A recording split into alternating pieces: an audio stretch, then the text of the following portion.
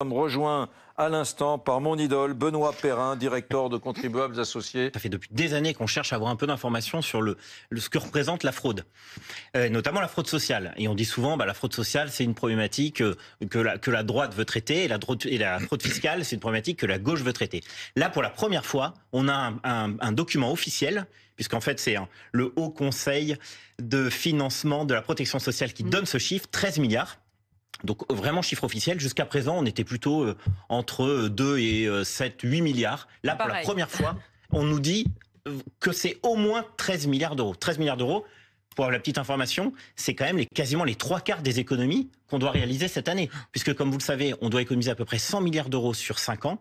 Vous divisez 100 milliards par 5 ans, ça fait 20 milliards d'euros. Là, on en a déjà quasiment 13. Donc, Michel Barnier n'a plus qu'à lire ce rapport et à le mettre en œuvre pour justement trouver des économies substantielles. Est-ce qu'on sait de qui provient qui fraude, voilà. C'est ça qui est très intéressant. On a du mal à... C'est ça qui est très intéressant. Alors, la fraude sociale, il y en a deux. Fraude sociale, la moins connue, on va dire, c'est la fraude sociale aux cotisations. C'est-à-dire, en gros, c'est plutôt une fraude qui est pratiquée par les entreprises qui minorent leur chiffre d'affaires, notamment sur la partie cotisation sociale, qui exercent du travail au noir. Et ça, justement, ce rapport nous dit que c'est à l'origine de 54% des fraudes. Donc 54% des fraudes, c'est donc de la fraude aux cotisations sociales. La petite boîte, la petite entreprise dans le bâtiment qui fait une partie du chantier au black. Voilà, exactement, qui déclare pas ses salariés et donc qui paie pas de cotisation sociale. Ça, c'est 54%. Et après, vous avez ce qu'on appelle la fraude plus classique, qui est donc la fraude aux prestations sociales, qui est en fait le fait de percevoir des prestations indûment. C'est-à-dire, en fait, on n'a pas droit à des prestations et parce qu'on fait des faux documents, notamment, c'est quand même la grande technique, ou alors parce que on perçoit toujours de l'argent alors qu'on est à l'étranger, par exemple, eh bien, on perçoit de l'argent, encore une fois, qu'on ne doit pas percevoir. Et donc, c'est intéressant, c'est que la fraude des assurés sociaux, c'est seulement 36% de la fraude. Un tiers. Seulement 36% de la fraude. Donc, c'est un peu plus d'un tiers, effectivement. Et les derniers 10%, ce sont des professionnels de santé qui sont à l'origine de la fraude. Donc, en fait, la fraude sociale, contrairement à l'image un peu d'Épinal qu'on peut avoir, c'est pas majoritairement la faute des assurés sociaux, mais c'est d'abord la faute des entreprises.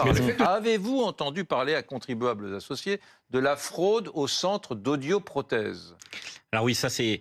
Il y a un sujet, visiblement. Bon, il y a un sujet, effectivement, mais c'est pas le seul. Il y a un sujet carte vitale, il y a un sujet, effectivement, dans le matériel médical, il y a un sujet dans les actes. Il y a beaucoup de fraudes, en fait, de professionnels, notamment des infirmières, qui déclarent des actes qu'elles ne font pas. Résultat des courses, elles se font rembourser sur des actes qu'elles n'ont finalement jamais réalisés. Pareil sur les taxis. Et sur les audioprothèses, qu'est-ce que vous avez entendu? Alors, j'ai pas le montant, mais effectivement, ça fait partie du matériel médical dont on sait qu'il y a pas mal de fraudes. Ce sont les chiffres 2023. En fraude fiscale, on a détecté 15 milliards. En fraude sociale, on a détecté que 2 milliards l'année dernière. Celui qui a un peu brisé le tabou dans la classe politique, c'est Gabriel Attal l'année dernière, qui a lancé en mai dernier un grand plan de lutte contre la fraude fiscale et sociale. Et donc c'est un des rares à en avoir parlé. Mais aujourd'hui, on détecte encore une fois que 2 milliards sur les 13 potentiels. Que dire Juste une phrase. Les arrêts de travail ont explosé depuis le Covid. Ont explosé. Notamment les arrêts courts, c'est-à-dire les arrêts entre 0 et 3 jours. Donc, on voit bien que dans le public, dans le privé sont indemnisés, quasiment 80%, et dans le public le sont dès le premier jour, parce qu'il n'y a pas de jour de carence. Ou plutôt, il y a un seul jour de carence. Dans le privé, il y en a 3, mais globalement, les gens sont indemnisés. Oui, mais dans le privé, les entreprises le payent. Exactement, dans 70% des cas. Voilà. Et ce qu'il faut bien voir, donc, c'est quand même cette explosion qui est quand même, pardon de dire ça, mais un peu louche quand même. Quand vous avez de telles explosions, c'est que il y a quand même... C'est difficile de pointer, effectivement, est-ce que c'est la faute du patient, est-ce que la faute du médecin, parce que le médecin, peut-être qu'il veut pas prendre de risques, effectivement, il dit, je préfère faire un arrêt maladie, comme ça au moins, si jamais le patient que j'ai en face de moi a un problème, je pourrais me couvrir en disant, vous voyez, moi je vous ai donné un arrêt maladie.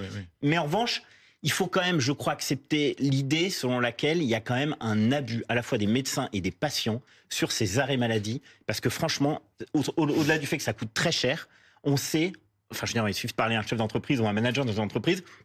Aujourd'hui, il y a beaucoup d'arrêts maladie, beaucoup plus qu'avant. Bon, les fausses cartes vitales. Les fausses cartes vitales, en fait, c'est la directrice de la sécurité sociale, dans le cadre d'une commission d'enquête en 2020, devant Nathalie Goulet, justement, qui avait reconnu qu'il y avait 2,5 millions de cartes vitales en trop. Ce qui est quand même absolument énorme. En France, il y avait 2,5 millions de cartes vitales en plus. Exactement.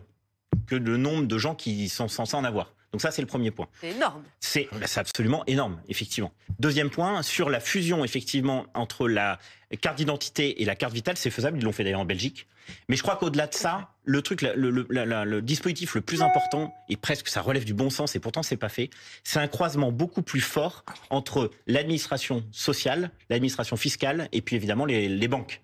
Pour voir en gros, essayer de voir les différents flux financiers qui existent. Mais après, il faut aussi que l'État investisse dans des logiciels. Benoît Perrin, oui. Benoît Perrin.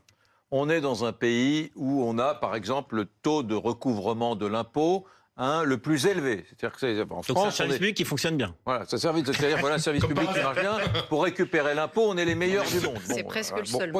Deuxième point, si demain vous êtes au fin fond de l'Ardèche ou de la Creuse en voiture, si vous faites un excès de vitesse de 10 km/h au-dessus de... On vous retrouve tout de suite, vous recevez le PV dans les 48 heures, les 2 points qui sautent, etc. Donc on est un pays technologique où il y a de l'intelligence artificielle, où il y a des gens à Bercy qui ont des ordinateurs, qui croisent des informations, qui vous retrouvent. Et là, vous êtes en train de me dire, mais comment admettre cette idée qu'il y a 2,5 millions de cartes vitales en trop pour des ressortissants qui ne sont donc pas français, qui n'en ont pas besoin, qui n'y ont aucun droit, qui nous arnaquent tous les jours. Parce que ça, c'est de l'argent qui sort. Ouais. C'est de l'argent qui sort en termes de remboursement, etc. C'est de l'argent qui vient de braves gens qui paient leurs impôts. De gens qui paient leurs impôts à travers la TVA, de gens qui ne mettent même pas l'IR, mais qui paient...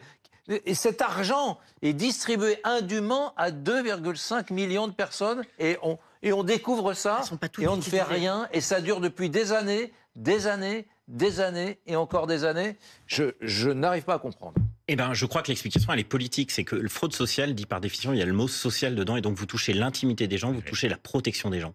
Et donc, du coup, pour un responsable politique, il faudrait une audace dont on a besoin aujourd'hui. De toute façon, on est au pied du mur. Donc, il va falloir de toute façon prendre des mesures d'économie. Ouais. Et ça, c'est presque la plus évidente. Pourquoi la plus évidente ? Parce que vous pouvez pas demander aux gens de faire des efforts, de payer plus d'impôts, si, l'État fait pas le ménage dans son fonctionnement classique, et deux, si on va pas chercher l'argent dans la poche des fraudeurs. Évidemment. Mais évidemment. Et moi, je suis convaincu qu'il aurait fallu, effectivement, presque créer un ministère de la fraude, parce qu'on sait que c'est, encore une fois, un gisement d'économie important. Mais et qu'en plus, ce ministre de la fraude, je suis persuadé qu'il serait très populaire parce que les gens en ont marre, compte tenu du taux d'impôt dont il faut rappeler que c'est le plus élevé d'Europe en France, avec des services publics en face, en plus, qui ne sont pas au niveau. Donc, d'où la fameuse question, où va l'argent ? Donc, c'est vraiment une problématique centrale. Mais pour ça, il faut trouver des responsables politiques qui...